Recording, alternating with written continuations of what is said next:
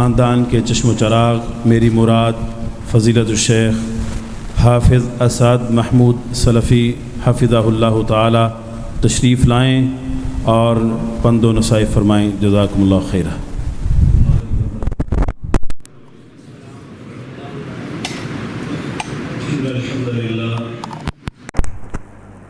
نحمده ونستعینه ونستغفره ونعوذ بالله من شرور أنفسنا ومن سيئات أعمالنا من يهده الله فلا مضل له ومن يضلل فلا هادي له وأشهد أن لا إله إلا الله وحده لا شريك له وأشهد أن محمدا عبده ورسوله.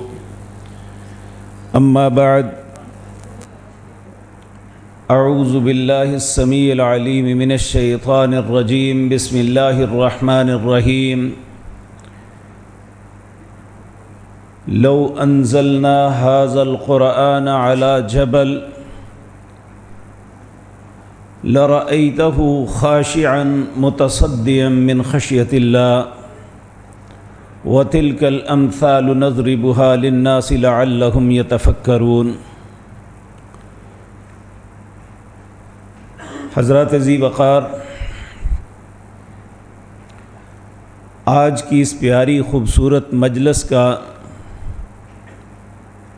مجلس کی غرض و غایت جو ہے یہ آپ کے سامنے ہے کہ ہمارے ان پیارے بیٹوں نے اللہ کی اس پاک کلام کو اپنے سینے میں محفوظ کیا. میں انعامات دیکھ کے مجھے اندازہ ہوا ہے تقریباً 40 بچے ہیں جنہوں نے اللہ کی پاک کلام کو اپنے سینے میں محفوظ کیا. سب سے پہلے ان کے والدین مبارکباد کے مستحق ہیں، اور اللہ رب العزت اس بات پہ انہیں جزائے خیر سے نوازے کہ انہوں نے اپنے ان بچوں کو دنیا کے بے شمار رستوں سے ہٹا کے اللہ رب العزت کی پاک کلام قرآن کریم کے ساتھ جوڑا.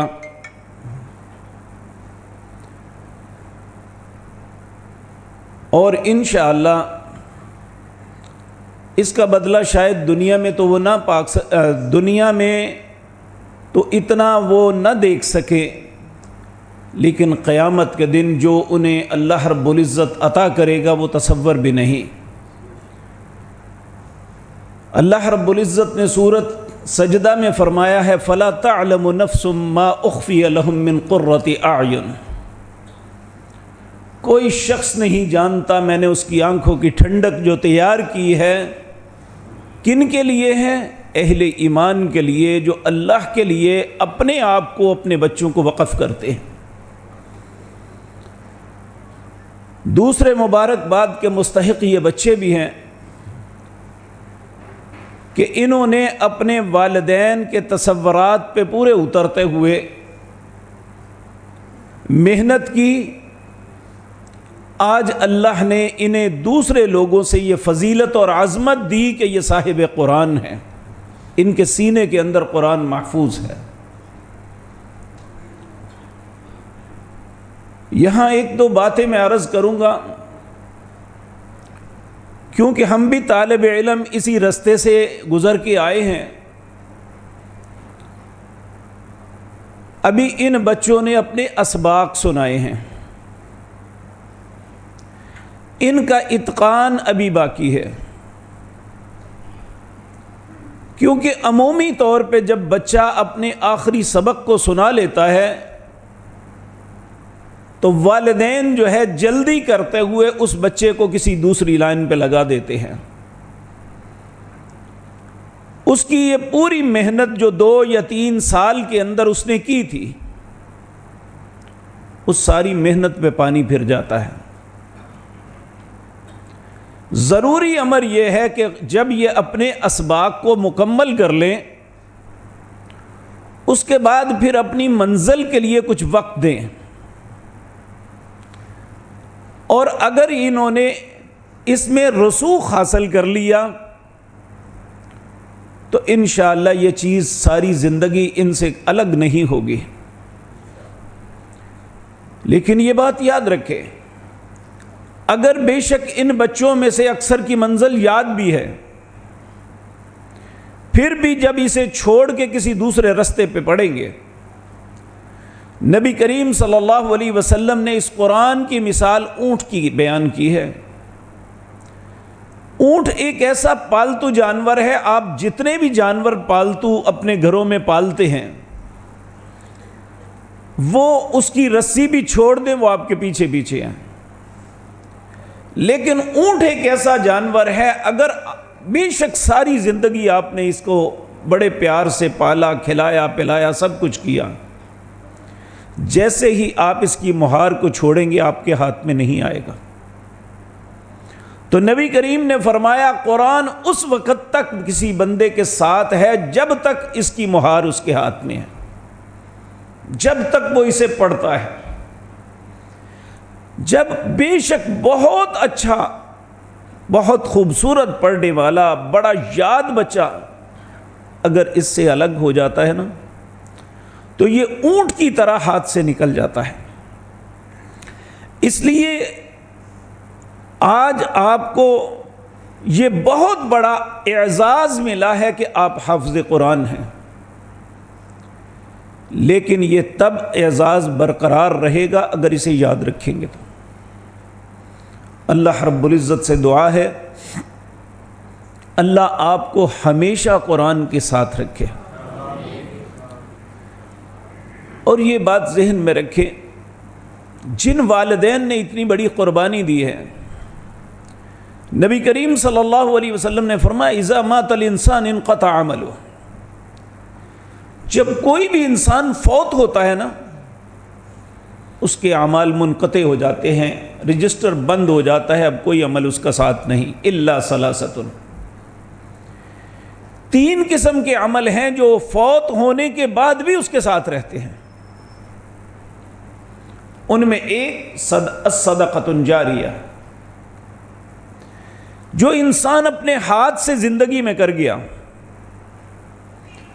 اس کا اجر ہمیشہ، جس طرح یہ خوبصورت مسجد ہے، اس کے ساتھ ماشاءاللہ پیارا مدرسہ ہے، جن لوگوں نے یہ بنائی اس کے لیے کوشش کی، جد و جہد کی، اگر وہ آج دنیا میں ہیں تب بھی، یہ چلے گئے تب بھی، جب تک یہاں پہ اللہ کے گھر میں قرآن پڑھا جاتا رہے گا، نمازیں ہوتی رہیں گی، ذکر اذکار ہوگا، انہیں اس کا اجر ملتا رہے گا۔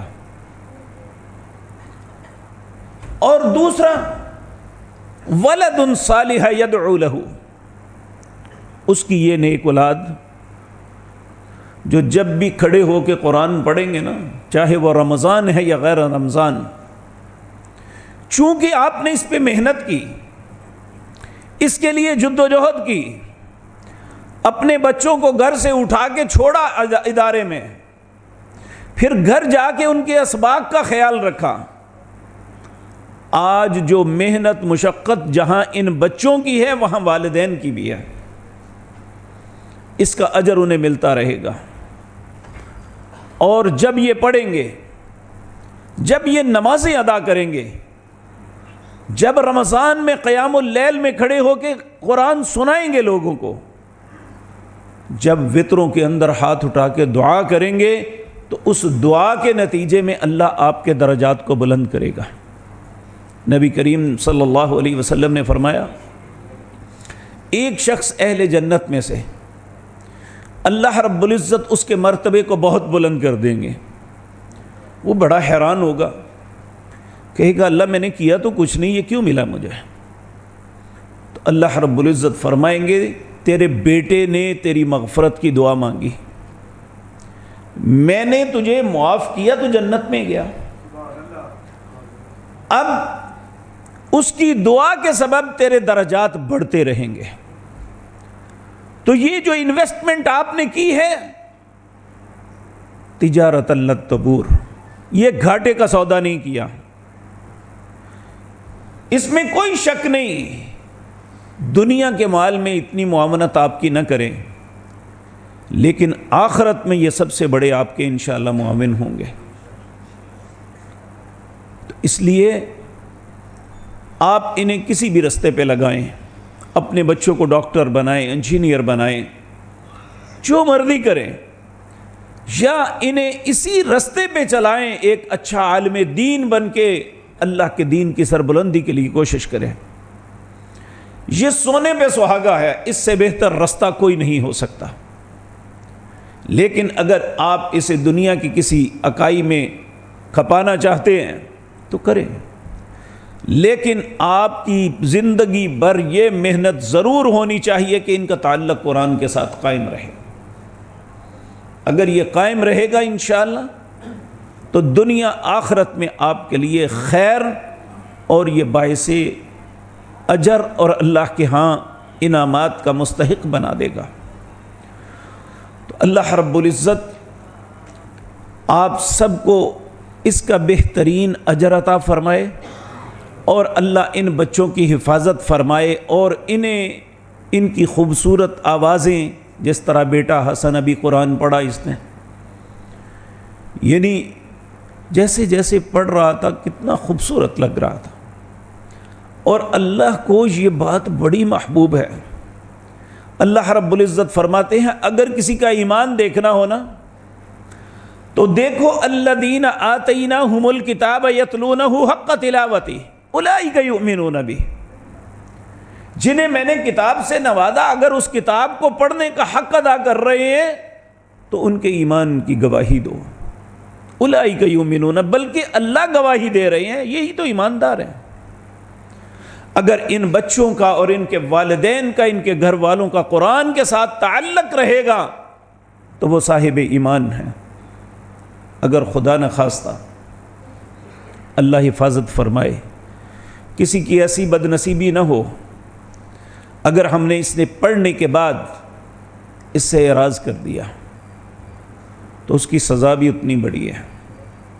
اللہ رب العزت سورۃ طٰہٰ کے آخر میں فرماتے ہیں وَمَنْ أَعْرَضَ عَنْ ذِكْرِي، جو شخص میرے ذکر سے، اس قرآن سے اعراض کر دے گا۔ حضرت نے آغاز پہ پڑھا اِنَّا نَحْنُ نَزَّلْنَا الذِّكْرَ، ہم نے اس ذکر کو نازل کیا، یہ قرآن ہے۔ تو یہاں بھی فرمایا وَمَنْ أَعْرَضَ عَنْ ذِكْرِي، جس نے ہمارے ذکر سے منہ پھیر لیا کیا ہوگا پھر؟ فَإِنَّ لَهُ مَعِيشَةً ضَنْكَ، العیاذ باللہ۔ اللہ فرماتے ہیں میں اس کی دنیا کی معیشت اس پہ تنگ کر دوں گا۔ صرف یہی نہیں، اگر ایک قرآن کے ساتھ تمسک کرنے والا قیامت کے دن اللہ کے مقرب لوگوں میں ہوگا تو قرآن سے اعراض کرنے والے کے ساتھ کیا ہوگا؟ وَنَحْشُرُهُ يَوْمَ الْقِيَامَةِ أَعْمَى، قیامت کے دن انہیں اندھا کر کے اٹھایا جائے گا۔ پھر وہ کہے گا رب لم حشرتنی اعمی، اے اللہ مجھے اندھا کیوں کیا ہے؟ وقد كنت بصیرا، جبکہ دنیا میں دیکھتا تھا۔ تو اللہ رب العزت اس کے جواب میں فرمائیں گے قال كذلك اتتك آیاتنا فنسیتها، یہ آیتیں تیرے پاس آئی تھی، تو نے پڑھی تھی، یاد کی تھی، اگر تو نے اسے بلا دیا تو آج میں نے تمہیں بلا دیا۔ اللہ ہمارے ان بیٹوں میں یا ان سے پہلے جو بیٹے پڑھ چکے، اللہ کسی کو ایسا بد نصیب نہ بنائے۔ اللہ ہمیشہ انہیں خوش نصیب لوگوں میں شامل فرمائے۔ تو یہ تو چند گزارشات والدین اور بچوں کے لیے تھی۔ میرے عزیز بھائیو، یہ کلام جس طرح کہ میرے عزیز بھائی نے آغاز میں یہ تلاوت پڑھی اِنَّا نَحْنُ نَزَّلْنَا الذِّكْرَ وَإِنَّا لَهُ لَحَافِظُونَ، اللہ مالک نے انسانوں کی ہدایت کے لیے 310 کتابیں نازل کی تھی، اور ان 310 کتابوں میں سے 309 کتابیں ناپید ہو چکی ہیں۔ جو آج بظاہر تورات، انجیل اور زبور کی شکل میں ملتی ہیں وہ بھی تبدیل شدہ ہیں۔ ان کتابوں کے متعلق ہمارے نبی جناب محمد الرسول اللہ صلی اللہ علیہ وسلم نے فرمایا کہ نہ ان کی تصدیق کرو نہ تکذیب کرو. تصدیق کا مطلب نہ اسے سچا جانو کہ یہ ٹھیک ہے، یہ اللہ کی کلام ہے، اور نہ ہی انہیں کہو کہ یہ غلط ہے، کیونکہ ہمیں پتہ ہی نہیں کہ کون سا لفظ اللہ کی طرف سے تھا اور کون سا اپنے پاس سے ایڈ کر دیا گیا. اور یقین جانیے ان کتابوں کی بربادی میں امتوں سے زیادہ ان کے علماء کا ہاتھ تھا. اللہ رب العزت فرماتے ہیں سب سے پہلا تو انہوں نے کام یہ کیا یحرفون الکلم عن مواضعہ، کلمات کی تحریف اس طرح کرتے کہ ایک ٹکڑا یہاں سے لیا، ایک یہاں سے لیا، ایک یہاں سے ملا کے اپنا مقصد حاصل کیا. جب لوگوں نے اس بات پہ ان کی نفی نہ کی بلکہ انہیں اپریشیٹ کیا، اگلے مرحلے میں ان کا اور دل بڑھ گیا. اللہ فرماتے ہیں ان الذین یکتبون الکتاب بایدیہم ثم یقولون ھذا من عند اللہ، اپنے ہاتھ سے کتاب لکھتے، لوگوں کے سامنے آ کے بیان کرتے یہ اللہ کی طرف سے ہے. اللہ فرماتے ہیں فویل لہم مما کتبت ایدیہم وویل لہم مما یکسبون، ہلاکت ہے ان لوگوں کے لیے جنہوں نے ایسا کیا، لکھا، اور جو کمایا یہ سب کچھ ہلاکت ہے. میرے عزیز بھائیوں، پہلے صحیفے سے لے کر انجیل تک جتنی کتابیں ہیں سب تبدیل شدہ ہیں. ہمیں آج دنیا کے اندر جو قدیم ترین صحیفہ کا کچھ حصہ ملتا ہے اس کے متعلق بھی صرف دعویٰ ہے کہ وہ پتھر کی سلیں ہیں، 50 کے عشرے میں بحر مردار کے کنارے سے وہ ملی تھی. اس کی زبان تو کسی کو سمجھ نہ آئی. اس کے اندر ایک لفظ ہے اخنوخ. اخنوخ ادریس علیہ السلام کا نام تھا، تو اس لیے کہتے ہیں شاید یہ وہ کتاب ہے جو ادریس علیہ السلام پر نازل ہوئی یا اس کا کچھ حصہ ہے، لیکن جب ہم اسے پڑھ ہی نہیں سکتے تو اس سے استفادہ کیسے ہو سکتا. اسی طرح ایک سیدنا ابراہیم کے متعلق آتا ہے صحف ابراہیم، ہم نے ابراہیم پر صحیفے نازل کیے. وہ صحیفے کہاں ہیں؟ آج دنیا میں وہ ناپید ہیں، ہمیں نہیں ملتے. انجیل اور زبور میں کچھ باتیں ملتی ہیں لیکن ان پہ یقین نہیں کیا جا سکتا. قرآن کریم ہمیں سیدنا ابراہیم کا عقیدہ بتاتا ہے، ان کی آزمائشوں کا تذکرہ کرتا ہے، ان پہ کتاب کی ترتیب کیا تھی، اس میں احکامات کیا تھے، اس کا ہمیں کچھ نہیں پتا. وہ بھی ناپید ہو گئی. اور اسی طرح عراق کے اندر ایک فرقہ ہے جو اپنے آپ کو سادیات کے نام سے بلاتے ہیں. ان کا دعویٰ ہے کہ ان کے پاس جو نوح علیہ السلام پر کتاب نازل ہوئی تھی اس کا کچھ حصہ ہے. یہ 5 آیات پہ مشتمل ہے جس میں کچھ اخلاقی باتیں ہیں، لیکن ہم یقین کے ساتھ نہیں کہہ سکتے. ان کے پاس بھی کوئی دلیل نہیں ہے کہ یہ واقعتاً اس کتاب کا حصہ ہے. علی ھذا القیاس جب ہم تورات کو دیکھتے ہیں تو اللہ مالک نے موسیٰ علیہ السلام پر یہ بابرکت کتاب نازل کی اور اسے کتاب اور نور ہدایت کہا. آج جب ہم تورات کو پڑھتے ہیں یہ 5 حصوں پہ مشتمل ہے. پہلا حصہ ہے کتاب پیدائش، اس میں حضرت موسیٰ علیہ السلام کی پیدائش کے تذکرے ہیں. ایک ہے کتاب گنتی یا اعداد و شمار، اس میں بنی اسرائیل کے جو اعداد و شمار یعنی وہ گنتی ہوئی تھی کہ کتنے لوگ ہیں ان کا تذکرہ ہے. اور ایک کتاب کا نام ہے کتاب الخروج، مصر سے خروج کر کے جب موسیٰ علیہ السلام نکلے ان کے تذکرہ وہاں ہے.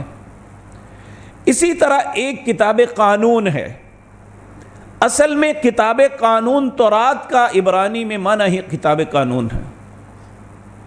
اور ایک 5واں حصہ ہے کتاب تثنیہ. جب ہم اسے پڑھتے ہیں تو پڑھتے پڑھتے آگے لکھا ہوتا ہے اس کا بقیہ حصہ فلاں باب میں ہے، جب وہاں جا کے دیکھتے ہیں تو وہاں سرے سے باب ہی کوئی نہیں ہوتا۔ اللہ کی کتاب میں ایسی کنفیوژن نہیں ہو سکتی۔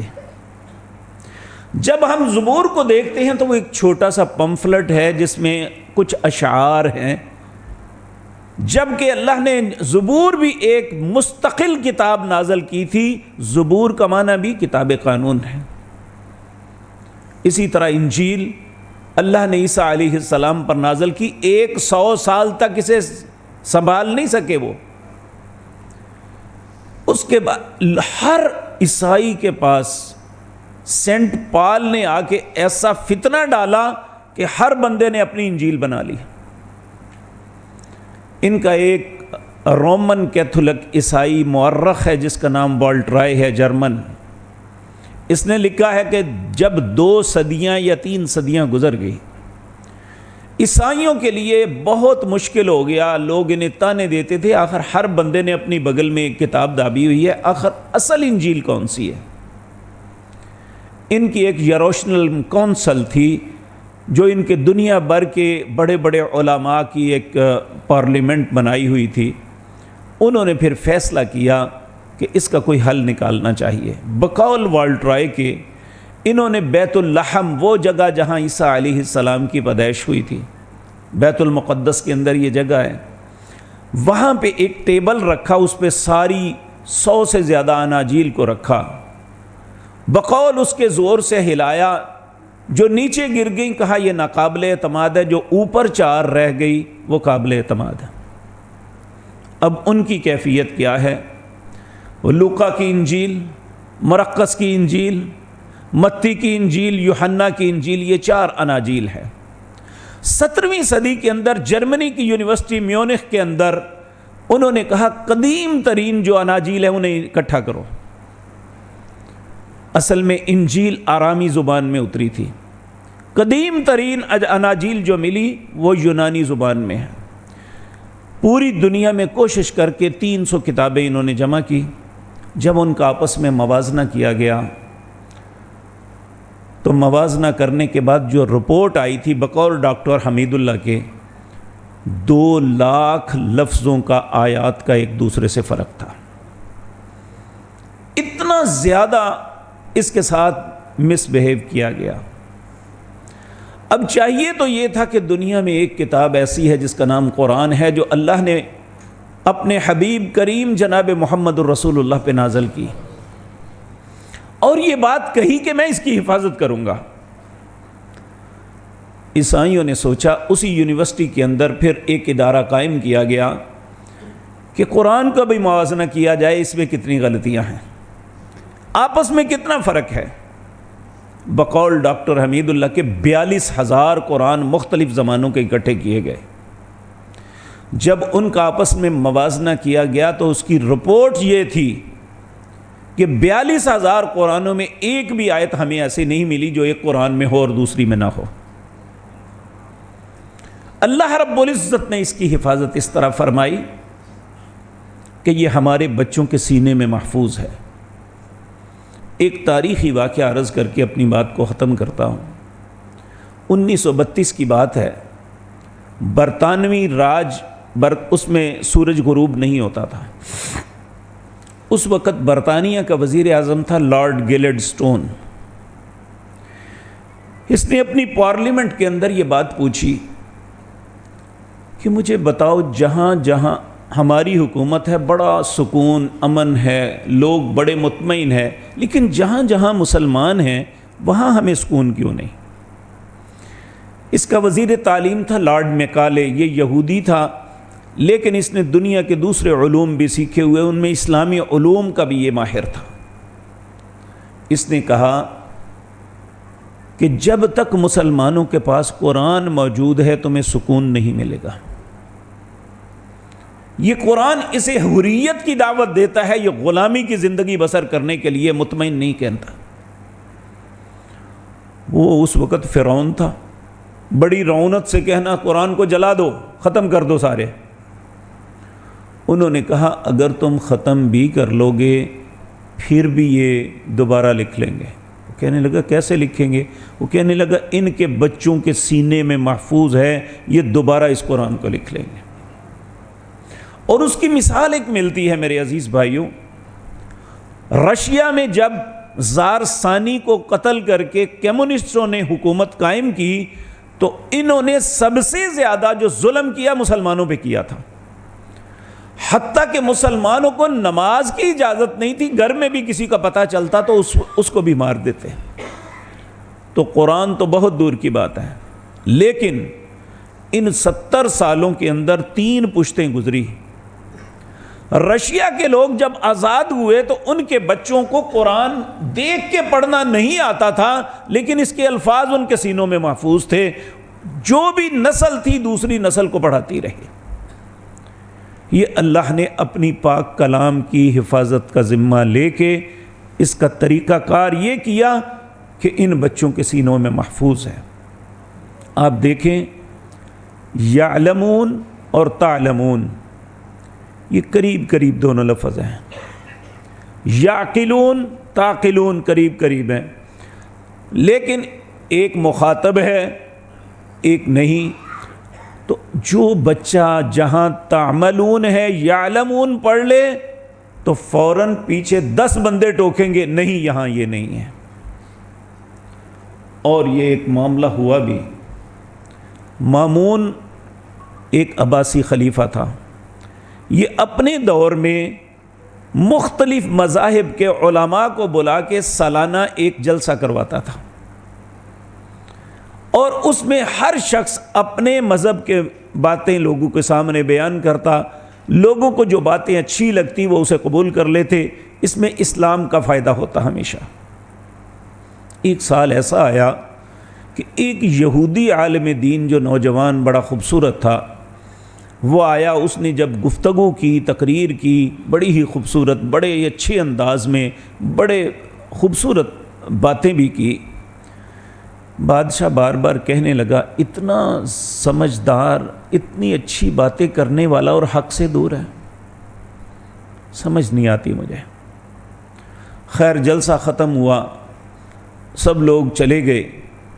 جب اگلے سال جلسہ ہوا تو وہی نوجوان جو یہودی مبلغ کی حیثیت سے پچھلے سال آیا تھا، اس وقت وہ مسلمان مبلغ کی حیثیت سے آتا ہے۔ جب انہیں پتہ چلتا ہے تو بڑے خوش ہوتے ہیں، کہتے ہیں بھائی آپ نے تقریر کوئی نہیں کرنی، صرف یہ بتاؤ کہ مسلمان ہوئے کیسے۔ اور یہ بڑا عجیب و غریب واقعہ ہے۔ کہتا ہے جب میں یہاں سے واپس پلٹا، میں نے مسلمانوں کی، دوسروں کی، سب کی باتیں سنی، میرے دل میں خیال پیدا ہوا کہ یہ مسلمان بڑا دعویٰ کرتے ہیں کہ ان کی کتاب میں کوئی تغیر و تبدل نہیں ہے۔ اس نے جا کے پہلے تورات لی، کہتا ہے میں ایک مالدار آدمی تھا، میرا خط بڑا خوبصورت تھا، میں نے تورات لکھی اور اس میں کچھ باتیں آگے کی پیچھے، پیچھے کی آگے، کچھ اپنی طرف سے ایڈ کر دی۔ جب میں نے وہ کتابیں لکھ کے مختلف علماء کو بھیجی تو ہر طرف مجھے تعریفی خطوط آنے شروع ہو گئے، آپ نے بڑی تورات کی خدمت کی ہے، ایسا کیا ہے۔ میں نے کہا میں نے تو تورات کا نقصان کیا ہے، یہ کہتے ہیں میں نے خدمت کی ہے۔ پھر اس کے بعد کہتا ہے میں نے انجیل کے ساتھ یہی معاملہ کیا کہ اس میں ایسا کیا، تو عیسائی علماء کی طرف سے مجھے تعریفی خطوط آنے لگے کہ آپ نے تورات کی بڑی خدمت کی ہے۔ تو جو بھی ان کی دعائیہ کلمات ہیں انہوں نے دیے۔ کہتا ہے میں نے کہا نہیں یہ نہیں۔ پھر میں نے قرآن کے ساتھ یہی کام کیا اور قرآن کی مختلف جو ہے نا مصحف بنا کے مختلف علماء کی طرف بھیجا۔ کہتا ہے ایک بھی قرآن ایسا نہیں جو کسی نے رکھ چھوڑا ہو، جتنے تھے نشان لگا کے ہمیں بھیج دیے، یہاں یہ نہیں، یہ آیت ہے، یہاں آپ نے یہ نقصان کیا ہے، یہاں یہ ایکسٹرا لفظ آپ نے لگایا ہے، یہاں اس طرح کیا ہے۔ میں اس وقت سمجھ گیا اگر دنیا میں کوئی پاک کلام صحیح ترین اللہ کی ہے تو وہ قرآن کریم کے علاوہ کوئی نہیں، کیوں نہ ہو۔ اللہ رب العزت نے ایک چیلنج دیا تھا، لا یأتیہ الباطل من بین یدیہ ولا من خلفہ تنزیل من حکیم حمید۔ نہ اس کے آگے سے کوئی چیز ایڈ ہو سکتی ہے، نہ پیچھے سے، نہ اس میں کوئی چیز نکالی جا سکتی ہے، نہ نیا ایڈیشن شامل کیا جا سکتا ہے۔ کیوں؟ تنزیل من حکیم حمید، یہ اس دانا اور عقل مند مالک و خالق نے اسے نازل کیا ہے، اور یہ کہہ کے نازل کیا تھا، اس میں دنیا کا کوئی انسان تغیر و تبدل نہیں کر سکتا۔